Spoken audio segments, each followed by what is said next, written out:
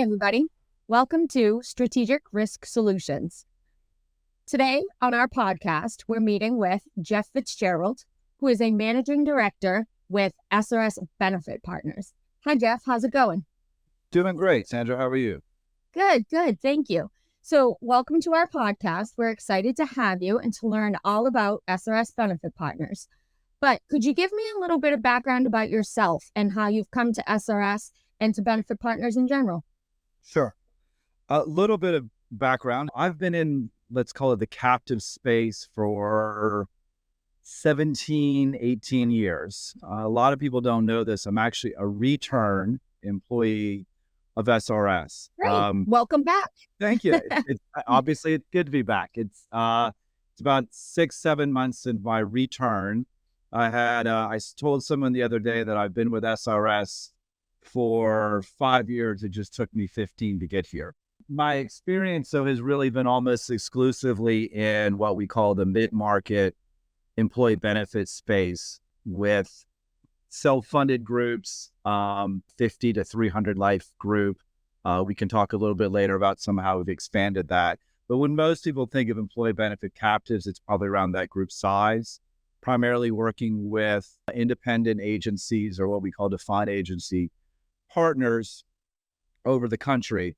The way I've come back to SRS and specific to benefit partners is, I've always been a fan and a friend of Brady and Andrew and Mike and enjoyed my time when I was with them previously and watched them grow, nationally and then now globally in all sorts of areas. And one of them was I watched their continued growth into the employee benefit space. Just one of those things that happened that I called on Brady just sort of as a check-in, and we started talking. And the next thing I know, he said, "Hey, we're really thinking about expanding further into our U.S. health initiative, and would you be interested in participating in that?"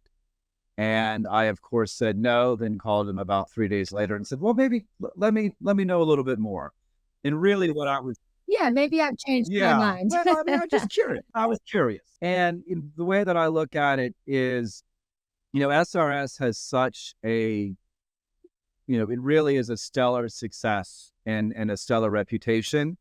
And the thought of having the opportunity to work with the team, the existing team, and then grow the team to take that same success and reputation and bring it into the more, let's call it broker-driven, mid-market, big market client space was just a great opportunity, and I'm glad to be able to be part of it.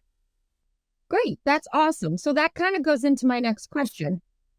When I think about employee benefits, SRS has been in this space for a very long time. Why the push now? What has happened in the marketplace that is, prompted Brady to reach out or, prompted Brady to mention this to you at that time? You'd have to ask him a little bit, but since he's not here, I'll speak for him a little bit. And SRS is always one of the things that's been great about SRS is that it's very independent. And if you think of SRS in this space, as we would call it, they've had several independent entities. There's an underwriting firm, there is a claims payment management firm, there's the basic captive management where a lot of folks are most familiar with us, and you think of that as the accounting function. So they've had 3 really independent business units that are all touching a related but a different part of anyone's involvement in an actual employee benefits captive. So I think what they looked at strategically is does it make sense to try to put all of these various independent entities into something that's more interrelated? And so really my job and goal for this enterprise is to take all of them and kind of continue for them to be independent. There are times we work together. There are times they work with other folks. There's times that I work with everyone. There's times I might work with other folks that I know or that come to us in the market. But overall, you really think of benefit partners as being more active in going out into the world and offering captive products, solutions, platforms, rather than being more passive as we've been in the past, and having it one independent business unit, working with one particular client. Why wouldn't we try to bring all that SRS has to offer to those same groups and agency partners of ours? That sounds great. That definitely sounds like it's a lot of answers to questions within the marketplace. It's challenges and things that people need and want. And it's great that SRS can provide so much across the board. So given all that history, if I was to put you in that elevator and tell you you've got 2 minutes to explain to me SRS benefit partners, what would you say? Go. So for those of us who ever hear this know that 2 minutes is tough for me.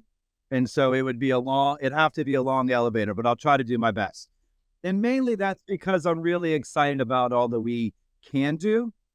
But I think there's 3 things, if I think of the sort of taglines that have evolved over this. The basic statement about SRS Benefit Partners that we are focused on the support, growth, and development of employee benefit capture programs, primarily in the group space.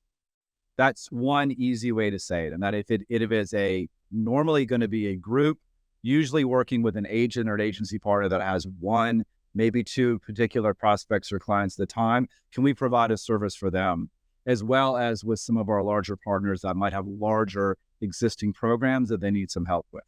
The other way I would say it is that, and I can't take credit for this, I'll give this all to Andrew Barry, who is that so much of the employee benefits world is cost sensitive. Every conversation comes down to what's the cost. Unfortunately, most people don't know what the levers are that drive it. And so I would say that we are in the process, in the development of what we call redefining cost.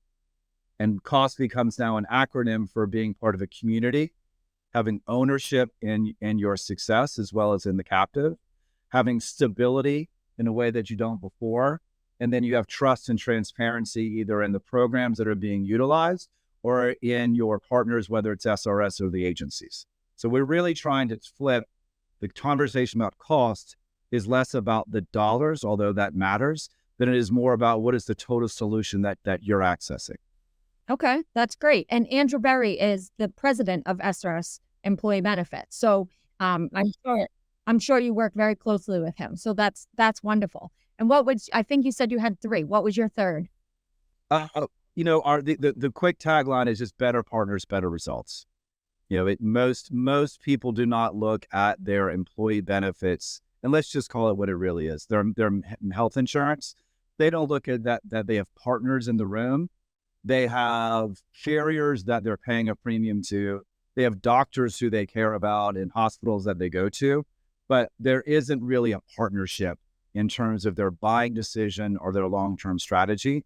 Well, if we can be a better partner to both the agencies that who themselves are in a really tough position in trying to be between the carriers and their clients, and we can be a partner to the clients, then everyone's going to have better results. Okay, great. So on that note, when you say better business, better partner, better insurance, better partner, who ideally do you want to speak with? Who does SRS Benefits need to reach in order to make this partnership happen? Well, ideally, we would talk to everybody, and I mean everybody, but there are limited time. We have both that limited time, distribution by design and ability. What I would say is that most people purchasing health insurance are frustrated. They just don't know why they're frustrated, or they don't know there's anything different. So the way that we have gone out into the marketplace is really to try to find, oddly enough, people that are the most frustrated and want to make the biggest change. If we can find... These are the people that are purchasing the employee benefits. Well, there's 2 parts in that, and I appreciate you asking because I wasn't clear. There's really 2 groups that are frustrated. primarily the frustration is driven by the individual employer groups, usually owners of privately held companies, who just think like, gosh, why is everything else in my life transparent, and this seems to offer none of that. The other group that we serve are all of the individual brokers and agents and agencies throughout the country that are trying to serve those same frustrated employer groups. Because the agents want solutions as well. They want to be able to provide better alternatives. And usually in most markets, it's just limited. So we spend a lot of time with really trying to find groups that are frustrated. That doesn't mean people that aren't frustrated aren't, prospects for this, but it really is the members that are most frustrated and want more. If you want more, we can help you with that. And that's great. I love that it's addressing the challenges, but it's also enhancing what's currently there. So I think that's awesome on both ends. So, that sounds wonderful. And I'm so glad that SRS Benefit Partners has pulled this all together so that it can provide the utmost in service for this area. And that's one of the things that SRS prides itself on, is its white gloved service, its expertise and within the industry, and the knowledge that you and the rest of the SRS people have in terms of making sure that our clients get the best. And that's what we focus on. So I think that's awesome. What else are you currently working on right now? Are you heading to a conference at some point, traveling around meeting folks? What's coming up next for Benefit Partners? I hear you're doing some webinars. We are doing a few webinars.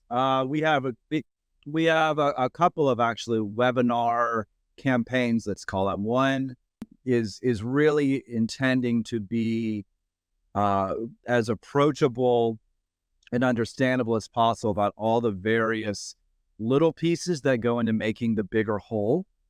So those are monthly webinars that we do. They're about 30 minutes. We brought in speakers last time. As a matter of fact, we brought in the chief underwriting officer from our MGU partner to really explain how they look at underwriting particular groups. I think Wendy Dine is going to do another one. It's going to get more into some of the agreements. And so Wendy Dine, being the director of Benefit Partners, and really is involved in a lot of the nuts and bolts of the enterprise.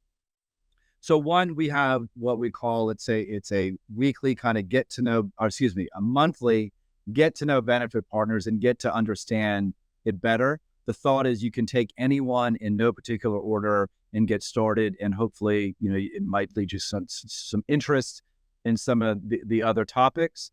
We also have what we're calling our March to July campaign, this being the end of March, and recognizing that July is a relatively large, not the largest, time for renewals.